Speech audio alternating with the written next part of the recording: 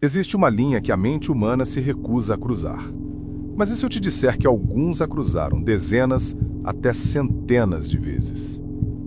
A pergunta não é por quê, mas sim quantos.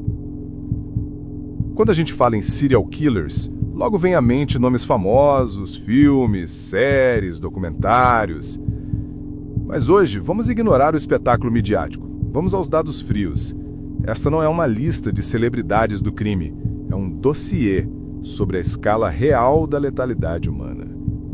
Baseado em dados de fontes como Enciclopédia Britânica e canais de história e criminologia, vamos percorrer uma lista perturbadora: os 5 maiores assassinos em série da história por número de vítimas comprovadas em tribunal.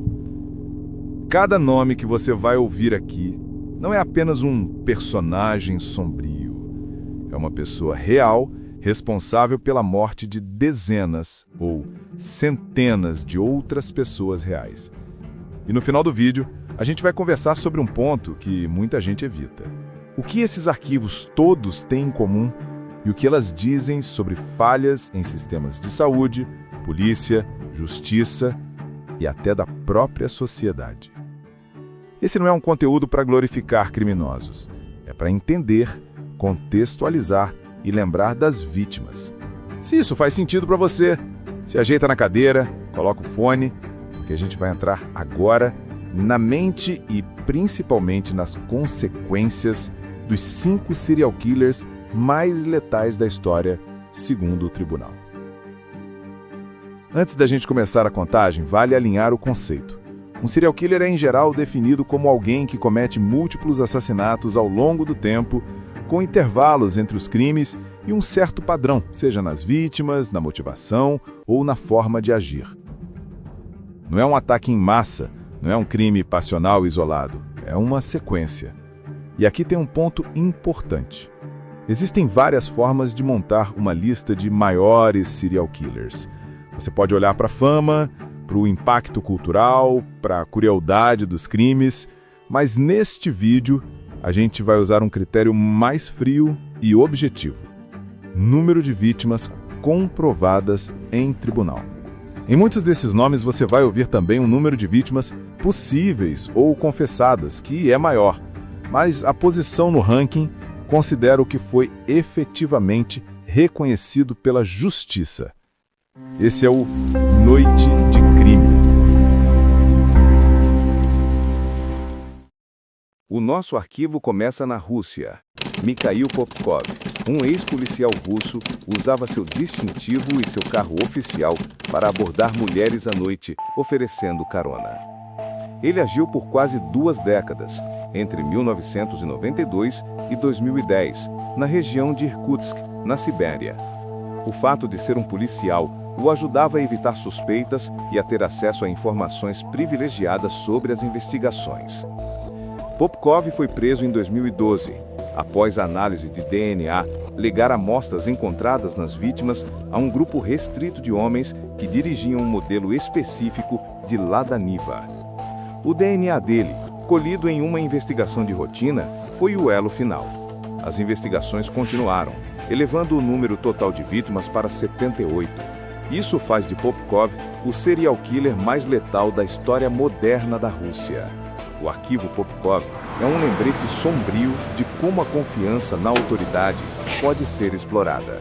Um homem que deveria proteger a lei usou a própria lei como escudo para cometer seus crimes.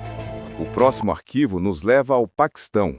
Javed Iqbal, um caso que chocou o mundo, não apenas pelo número, mas pela natureza das vítimas. Em 1999, Javed Iqbal enviou uma carta à polícia confessando ter assassinado 100 meninos de rua em Laos. Ele detalhou os crimes, descrevendo como atraía as vítimas, as matava e depois dissolvia os corpos em ácido para evitar a identificação. A confissão foi acompanhada de evidências macabras, incluindo roupas e fotos das vítimas. O motivo alegado era vingança contra o sistema de justiça, que o havia condenado por abuso sexual de menores anos antes. Iqbal foi condenado à morte em 2000. O tribunal ordenou que ele fosse estrangulado, desmembrado e dissolvido em ácido da mesma forma que ele descreveu ter feito com suas vítimas. Entretanto, antes que a sentença pudesse ser executada, Iqbal foi encontrado morto em sua cela, num ato interpretado como suicídio. O arquivo Iqbal é um dos mais difíceis de processar. Ele expõe a vulnerabilidade extrema de crianças em situação de rua e a falha de uma sociedade em protegê-las. Entramos no top 3 com um nome que aterrorizou a América do Sul: Pedro Alonso Lopes, conhecido como o Monstro dos Andes. Lopes confessou ter assassinado mais de 300 meninas em 3 países: Colômbia, Equador e Peru. Ele atacava principalmente meninas indígenas e de famílias pobres. O que entra no nosso ranking são as 110 vítimas reconhecidas no Equador, onde ele foi capturado em 1980. A polícia equatoriana encontrou os restos mortais de 53 vítimas, o que confirmou parte de suas alegações. O mais assustador no arquivo Lopes é a pena. No Equador, na época, a pena máxima era de 16 anos. Lopes foi condenado a essa pena, mas acabou sendo libertado em 1998 por bom comportamento. Ele foi deportado para a Colômbia, onde foi internado em um hospital psiquiátrico, mas desapareceu em 2002. Seu paradeiro é desconhecido até hoje. O arquivo Lopes é a prova de que, em alguns casos, a lei falha miseravelmente em proteger a sociedade. Um criminoso que confessou mais de 300 assassinatos, hoje pode estar livre. Na segunda posição, outro colombiano, Luiz Alfredo Garavito, apelidado de La Bestia. Garavito é o serial killer com o maior número de vítimas comprovadas na história mundial. Ele atacava crianças e adolescentes, principalmente meninos de rua em várias cidades da Colômbia. Ele foi capturado em 1999 e confessou ter assassinado 140 crianças. Para fins de condenação, ele foi formalmente condenado por 138 assassinatos. Assim como Lopes, Garavito se aproveitou da vulnerabilidade das vítimas. Crianças de rua, sem família, sem registro, que sumiam sem que ninguém as procurasse. Apesar da escala dos crimes, a pena máxima na Colômbia era de 40 anos. Devido a leis de redução de pena por confissão e bom comportamento, Garavito poderia ser elegível para a liberdade condicional em 2021.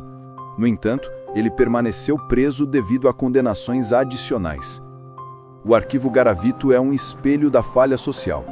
Ele nos força a perguntar o que diz sobre uma sociedade o fato de que 138 crianças podem desaparecer sem que o sistema perceba o padrão por anos.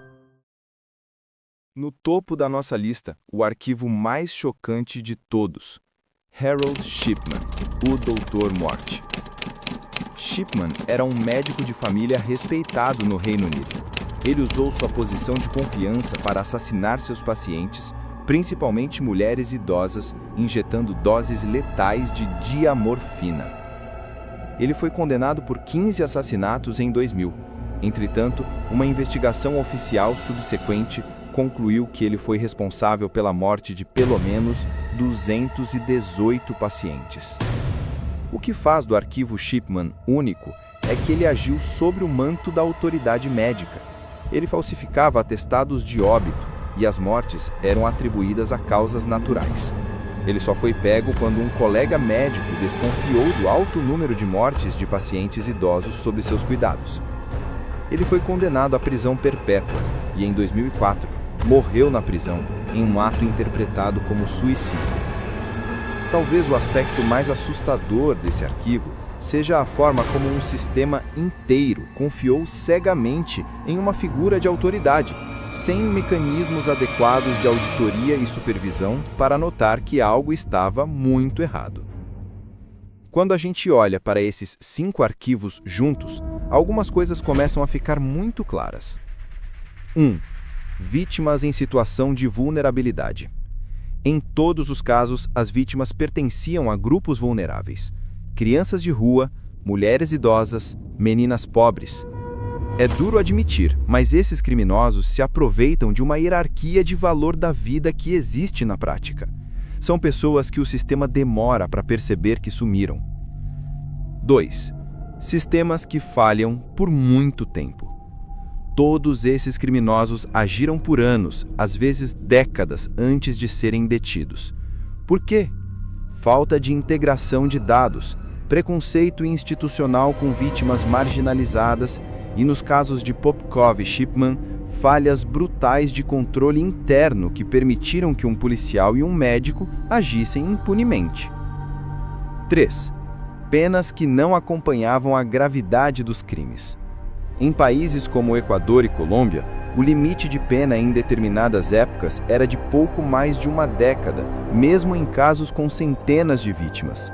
Isso fez com que alguns dos maiores serial killers da história pudessem ter saído em liberdade. 4. O perigo da celebridade do mal.